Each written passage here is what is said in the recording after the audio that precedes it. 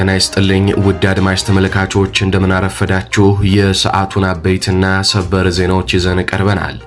በቅድሚያም አርዕስተ ዜናዎቹን በማስቀደም ጀምራለሁ።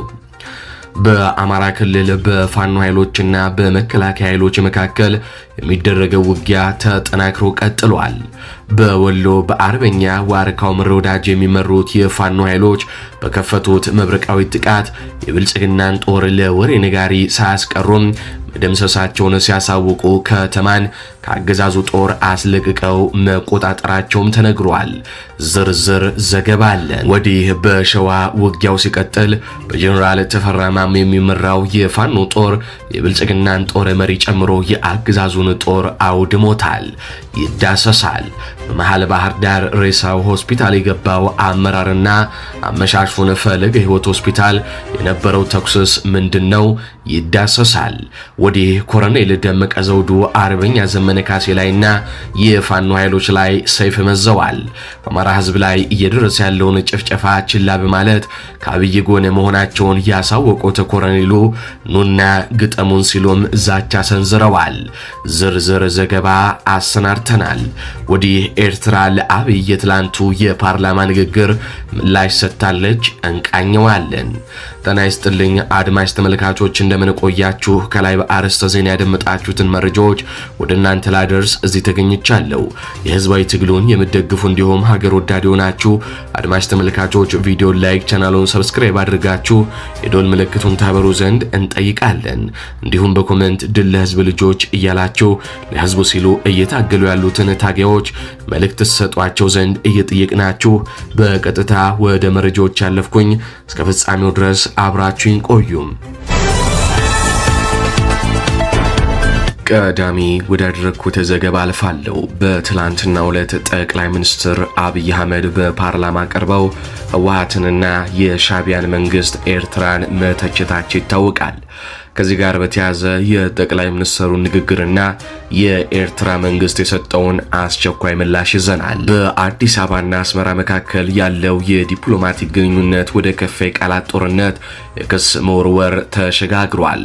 ጠቅላይ ሚኒስትር አብይ አህመድ በህዝብ ተወካዮች ምክር ቤት ቀርበው ህወሓትን መጥረቢያ፣ የኤርትራ መንግስትን ደግሞ የመጥረቢያው መያዣ ሲሉ መግለጻቸው እጅግ አስደንጋጭ የፖለቲካ ንዝረትን ፈጥሯል። ይህንን ተከትሎ የኤርትራ ማስታወቂያ ሚኒስትር ባወጣው መግለጫ የኢትዮጵያን መንግስት በሱዳን ጦርነት ጣልቃ ገብነትና በክልል ላይ የሉዓላዊነት ጥሰት እያደረገ ነው ሲል በጠንካራ ሁኔታ ወርፏል። የሁለቱ ሀገራት ጂኦፖለቲካዊ ፍጥጫ ዝርዝሩን ይዘነዋል። ጠቅላይ ሚኒስትር አብይ አህመድ በፓርላማ ንግግራቸው የኢትዮጵያን ችግሮች ከጎረቤት ሀገራት ጋር በማያያዝ እጅግ ቀጥተኛ ጠንካራ አቋም አንጸባርቀዋል።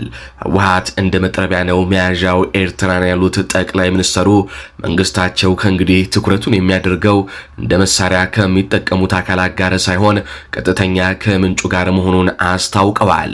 በተጨማሪም ጠቅላይ ሚኒስትሩ በትግራይ የሚንቀሳቀሱ ኃይሎች ወጣቶችን በጉልበት እያፈሱ ለሱዳን ጦርነት እየሸጡ መሆናቸውን በመግለጽ ወጣቶቹ በማያውቁት ጉዳይ በሱዳን ጦርነት ህይወታቸውን እያጡ ነው ሲሉም ወቅሰዋል። ይህን የጠቅላይ ሚኒስትሩ ንግግር እንደሰማ የኤርትራ ማስታወቂያ ሚኒስትር ፈጣንና ጠንካራ ምላሽን ሰጥቷል። ኢትዮጵያ በቤኒሻንጉል ጉሙዝ ክልል ለሱዳን ፈጥኖ ደራሽ ኃይሎች አርኤስኤፍ ሚስጥራዊ የጦር ሰፈርና ማሰልጠኛ በመስጠት በጦርነቱ በቀጥታ መሳተፏን፣ ለዚህም ግልጽ ማስረጃዎች እንዳሉ ኤርትራ አሳውቃለች። ኤርትራ በበኩሏ ኢትዮጵያ የዓለም አቀፍ ህግጋትን የቀጠናውን አገራት ሉዓላዊነት እየጣሰች ያለችው የባህር በር ባለቤትነት በሚል የግዛት ማስፋፋት ፍላጎት መሆኑንም አስታውቃለች። ኢትዮጵያ በአንድ በኩል ጥቃት አድራሽ በሌላ በኩል ደግሞ ተጠቂ ሆና የመቅረብ ድራማ እየሰራች ነው ሲል የኤርትራ መንግስት ጠንከር ያለው ግዘትንም ሰንዝሯል። በሁለቱ ወገኖች መካከል የተፈጠረው ይህ የቃላት ጦርነት በቀጠናው ሰላም ላይ የጋረጠውን ስጋት ከማባባሱም በላይ ኢትዮጵያ ኤርትራና ህወሓት መካከል ያለውን ውስብስብ የኃይል አሰላለፍ ፍንትው አድርጎም አሳይቷል። የአብይ አህመድ መንግስት እንደለመደው በድንፋታና በምላስ ጨዋታ ብቻ የኢትዮጵያን ሉዓላዊነት ለመመከት ዝግጁ መሆኑን ቢገልጽም በኤርትራ በኩል እየቀረበ ያለው ክስ ግን የአገዛዙን ዲፕሎማሲያዊ አቋም ፈተና ውስጥም እየከተተ ሆኗል። ከዚህ የትላንቱ የአብይ አህመድ የፓርላማ ንግግር ጋር በተያያዘ ጋዜጠኛ መሳይ መኮንንም በፌስቡክ ገጹ ይህችን አጭር መልእክት አጋርቷል። እንደወረደ የጋዜጠኛውን መልእክት አስተላልፈዋለሁ። የወፈፊውን አንዳንዱን ዲስኩሮች እያየው ነበር። አንዷን አነጋገሩን ላልፋት አልፈለኩም። እንኳን ሱዳን ሻቢያን ወያኔን ሌላም ተጨምሮበት ቢመጡ በኢትዮጵያ ሉዓላዊነት ላይ ቅንጣት ታክል ስጋት የለኝም ይላል። ይህንን ሰው ጤናማ አድርጎ የሚያስብ ካለ በዚህ አነጋገሩ ሊገረም ይችላል። የወፈፊነት እውቅና ለሰጠነው ለኛ ግን የተለመደ መድኃኒቱን ሳይወስድ ማይክ ሲጨብጥ የሚናገረው እንደሆነ ስለምንረዳ ብዙም አይደንቀንም። እንግዲህ ይታያችሁ የትግራይን ምድር መርገጥ የማይችል ወደ አማራ ክልል ሲሄድ በባታሊዮንና መካናይዝድ ጦር በምድር በድሮንና ጀቶች በሰማይ ታጅቦ ካልሆነ የማይንቀሳቀስ ጋምቤላን የባዕድ ሀገር ታጣቂዎች መፈንጫ ያደረገ ሰው ነው ስለ ሉዓላዊነት አፉን ሞልቶ አይኑን ሳያርገበግብ የሚናገረው። የኢትዮጵያ መሬት በሱዳን ጦር ተይዞ በአሶሳ በኩል የሱዳን ሰራዊት ጥቃት እየፈጸመ ከወሰናችን ተጠግቶ የደቡብ ምዕራብ ኢትዮጵያ በ100 ኪሎ ሜትሮች የጎረቤት ሀገራት ታጣቂዎች ዘልቀው ገብተው የኢትዮጵያን አንድ ወረዳ ስያሜ ቀይረው ሰንደቅ አውርደው የራሳቸውን ሰቅለው ማዕድን ቆፍረው እያወጡ የሚወስዱበትን ሀገር እየመራ ያለ ሰው ነው። እንግዲህ አዲስ አበባ 4 ኪሎ ፓርላማ ቁጭ ብሎ ስለ ሉዓላዊነት ድምጹን ከፍ አድርጎ ጠረጴዛ እየደበደበ የሚያወራው። እያጨበጨባችሁለት ብድግ በሉ ሲል መሳይ መኮንን በአብይ አህመድ ንግግር ተሳልቆበታል። በቀጥታ ከአማራ ክልል ወዳገኟቸው አበይትና ሰበር የጦር ግንባር መረጃዎች አልፋለሁ። በትላንትናው ዕለት በምዕራብ ወሎ ግንባር ቢሊ ታዳይ ከተማን ሙሉ በሙሉ ነፃ ማድረግ መቻሉን ፋኖ አስታወቀ።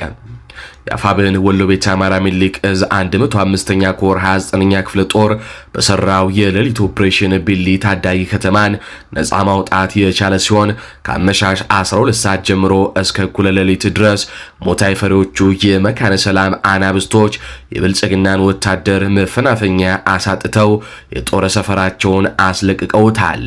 ኦፕሬሽኑ ላይ የተሳተፉት የ29ኛ ክፍለ ጦር ቃኝ አባላት በተለመደ ፈጣን የውጊያ ስልታቸው የብልጽግናን የአገዛዙን ጦር አናብዘው ሙትና ቁስለኛም አስታቅፈውታል። በሌሊት ኦፕሬሽን የተደመሰሱና የቆሰሉ የአገዛዙ ኃይል አባላትን ትክክለኛ ቁጥር ለማወቅ የሰዓቱ ሁኔታ አስቻይ ባይሆንም የውስጥ ወታደራዊ ምንጮች እንደተናገሩት የአገዛዙ ወታደር ያላሰበው ሽንፈት ገጥሞት አባላቱን ተነጥቋል። የአገዛዙ ጦር ከሞት ያድነው ይመስል 3 ድሽቃና 2 ሞርተር ከበርካታ የቡድን መሳሪያዎች ጋር ይዞ የነበረው የብልጽግና የ29ኛ ክፍለ ጦር ቃኝን ወደ ሌላ ቀጠና ማንቀሳቀሱን ተከትሎ ወደ ቢሊ ታዳይ ከተማ ቢገባም ቃኝቱ በብርሃን ፍጥነት ተመልሳ ከ3ኛ ሻለቃ ጋር በመናበብ የአገዛዙን ኃይል ድጋሚ ስትለበልበው የተማመነበትን ሽፋንና የቡድን መሳሪያ ሁሉ ነቅሎ እግሬ አውጪኝ ብሎ እንደ ልማዱ ወደ መጣበት ሊፈረጥጥ ችሏል ሲል የአፋብን ሚኒሊክ እዝ ሚዲያና ኮሚኒኬሽን መምሪያ ባወጣው መግለጫም አስታውቋል። ይህ በእንዲህ እንዳለም አስቴጎማ ተራራ ክፍለ ጦር በመኮይ ከተማ በአገዛዙ ጦር ላይ መብረቂያ ጥቃት በመሰንዘር ታላቅ ገድል ፈጸምኩኝ አለ። በሸዋ ጠቅላይ ግዛት ይፋትና ጥሙጋ አውራጃ አንጾኪያ ገምዛ ክላስተር መኮይ ከተማ 44ቱ ተብሎ በሚጠራው ልዩ ቦታ ላይ ሰፍሮ በነበረው የአገዛዙ ጥምር ጦር ላይ የተቀናጀ ስልታዊ ድንገተኛ ጥቃት ተፈጽሟል። በአፋብን ሸዋ ጠቅላይ ግዛት አሳምኖ እዝ ስር የሚንቀሳቀሰው የመሐመድ ቢሆነኝ ኮር አስቴጎማ ተራራ ክፍለ ጦር ይህንን የላቀ ወታደራዊ ኦፕሬሽን አስደማሚ ገድል መፈጸሙን የተነገረው የክፍለ ጦሩ የቁርጥ ቀን ታጋዮች በከፈቱት ፈጣን ማጥቃት የአገዛዙን ዙፋን አስጠባቂ ሰራዊትን ተባባሪ ጥምር ኃይሎችን ከጥቅም ውጪም አድርገዋቸዋል ሲሉ የዓይን እማኞች ገልጸዋል። በብልጽግና ላይ በደረሰው ወታደራዊ ኪሳራ 10 የብልጽግና መከላከያ ሰራዊት አባላት የተደመሰሱ ሲሆን ከ13 በላይ የሚሆኑ ሲቆስሉ ቀሪው ህይወታቸውን ለማትረፍ የዚህ ሰንሰለታቸው ተበጣሶም መበታተናቸውም ተገልጿል። ከሟቾች መካከል አንድ ስሙ ያልተገለጸ የሻለቃ መሪም እንደሚገኝበትም ታውቋል። የክፍለ ጦሩ አባላት የተሰጣቸውን ግዳጅ በአስተማማኝ ሁኔታ ከፈጸሙ በኋላ ያለምንም የሰውና የማቴሪያል ጉዳት ሳይደርስባቸው በሰላም ወደ ምሽጋቸው መመለሳቸውንም አስታውቀዋል። ሽንፈት የገጠመው የአገዛዙ ኃይል የበቀል በትሩን በንጹሃን ዜጎች መኖሪያ መንደሮች ላይ የዙ 23 ጸረ አውሮፕላን መሳሪያ በዘፈቀደ ሲተኩስ በነበረው የአገዛዙ ኃይል ላይ የተወሰደው እርምጃ የትጥቅ ትግሉን የህልውና የነጻነት ጉዞም ይበልጥ ያፋጥነዋል ሲሉም የፋኖ ኃይሎች ገልጸውልናል። ይህ በእንዲህ እንዳለ በትላንትናው ዕለት በባህር ዳር አመሻሹን ከ3 ሰዓት በኋላ የተኩስ ልውውጥ ድምፅ እንደነበረ ሰምተናል። ከዚህ ጋር በተያያዘ መረጃው እንደደረሰን እነሆ ዝርዝሩ ባይሆንም የተፈጠረውን በጥቂቱ እንንገራችሁ። በምን ሁኔታ እንደሞተ ያልታወቀ አንድ ከፍተኛ የአገዛዙ የፖሊስ አመራር ፈለገ ህይወት ሆስፒታል መግባቱ ተነግሯል። አስከሬኑ ማለት ነው። አስከሬኑ ሆስፒታል ውስጥ ከገባ በኋላ ፖሊሶቹ የሆስፒታሉ ግቢ ውስጥ በጥይት እየበጠበጡ እንደሚገኙ አመሻሹ ላይ መረጃው ደርሶን ነበር።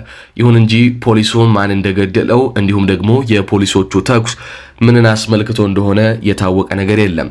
ሁነቱ የተፈጠረው ከምሽቱ 2 ሰዓት ከ20 በኋላ ነው። ፈለገ ህይወት ሆስፒታል ሬሳው የገባው ከፍተኛ የፖሊስ አመራር ማን ነው? አስከሬኑስ ለምን ወደዛ ገባ? ምን ተፈጥሮ ነው? ማንገሎት ነው የሚለው እስካሁን ባይታወቅም፣ ነገር ግን አንድ ከፍተኛ አመራር አስከሬኑ ፈለገ ህይወት ሆስፒታል መግባቱና አመሻሹ ላይ ግቢ ውስጥ ፖሊሶች ተኩስ መክፈታቸው ተነግሯል። ለምን የሚለው ነገር ግን እስካሁን አልታወቀም። ወደ ሌላኛው አበይት ጉዳያችን አለፋለሁ። ኮሎኔል ደመቀ ዘውዱ አርበኛ ዘመነ ካሴ ላይና የፋኖ ኃይል ላይ ሰይፍ መምዘዛቸው ተሰማ። ኮሎኔሉ ለአብይ አህመድ ወግነው የፋኖ ኃይሎችን ስም ማጥልሸታቸውንም አጠናክረው ቀጥለውበታል። የአማራ ህዝብን በጦርነት ስም ለ3 ዓመት በመሬት በታንክና በመድፍ በሰማይ በድሮን ወንድ ሴት አዛውንት ጨቅላ ሳይለይ እየጨፈጨፈ የሚገኘው የአብይ አህመድ መንግስት በኢትዮጵያ ታሪክ ምርጡ ሲሉ ማሞካሸታቸውና አዲስ አበባ እየተመላለሱ ለአብይ አህመድ ትዕዛዝ መግዛታቸው ሳያንስ ኮሎኔል ደመቀ ዘውዱ በምርጫ ቅስቀሳ ወቅት የብልጽግናን የስንዴ ነዶ ቲሸርት ለብሰው ብልጽግናን ምረጡ ሲሉ ቆይተዋል። ኮሎኔሉ የብልጽግናን መንግስት አብይ አህመድን ከማሞገስ ባሻገር ከሰሞኑ ደግሞ የፋኖ ኃይሎችን መዝለፍና ኑና ግጠሙኝ ማለትም ጀምረዋል። በትላንትናው ዕለት በህዝቡ አዳራሽ ባደረጉት ውይይት ኮሎኔል ደመቀ ዘውዱ ህዝብ የመረጠው ብልጽግና የሚባል መንግስት አለ፣ ለቀጣዮቹ ዓመታት ከብልጽግና ጎን ቆመን እንቀጥላለን ሲሉ የብልጽግናን የጨበራ ምርጫ ህጋዊ ለማስመሰልም ሞክረዋል። ይህንን መንግስት ለመጣል የሚታገል ፋኖ በለው ሸኔ በለው ህወሓት የትኛውንም ጠላት ነው ሲሉ ፋኖ የሳቸው ኃይል ጠላት መሆኑንም አሳውቀዋል። በንግግራቸው መሃልም የዘመነ ካሴን ስም ባያነሱም ከመራዊ ተነስተው በሱዳን እየተመላለሱ የአማራ ህዝብን ነፃ እናወጣለን የሚሉ የህወሓት ተላላኪዎች ጎረምሳዎች የሚመሩት ኃይል አማራን ነፃ አወጣለሁ ይላል።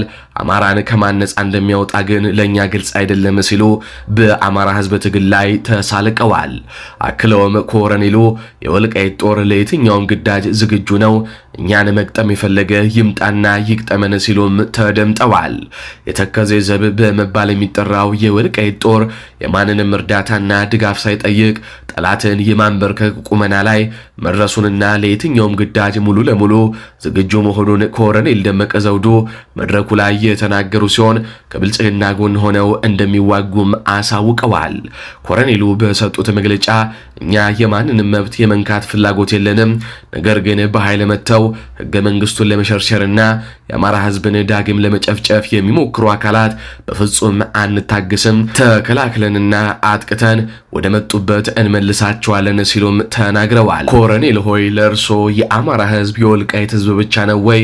በጎንደር፣ ጎጃም፣ ወሎና ሸዋ ቀጥሎም በኦሮሚያና በመላው ኢትዮጵያ የሚጨፈጨፈው የአማራ ህዝብ እንደ አማራ አይቆጥሩትም ወይ ብሎ የሚጠይቃቸው በጠፋበት መድረክ በዚህ ንግግራቸው የአማራ ህዝብ አሁን ላይ ሰላም ነው የሚል ነገር ለማሳየትንም ሞክረዋል። በተጨማሪም የአማራ ፖለቲከኞችን በትንሽ ጥቅም የማታለል ጊዜ ማብቃቱን ያነሱት ኮሎኔል ደመቀ የቆሙት ለአማራና ለመላው የኢትዮጵያ ህዝብ መሆኑንም አብራርተዋል። አንዱ የበላይ ሌላው የበታች የሚሆንበት ዘመን አብቅቷል። አሁን ሁሉም በህገ መንግስቱ መሰረት ተከባብሮ ተፈቃቅሮ የሚኖርበት ጊዜ ነው ሲሉም የብልጽግናው መንግስት ጥሩ መንግስት እንደገነባም አሳውቀዋል።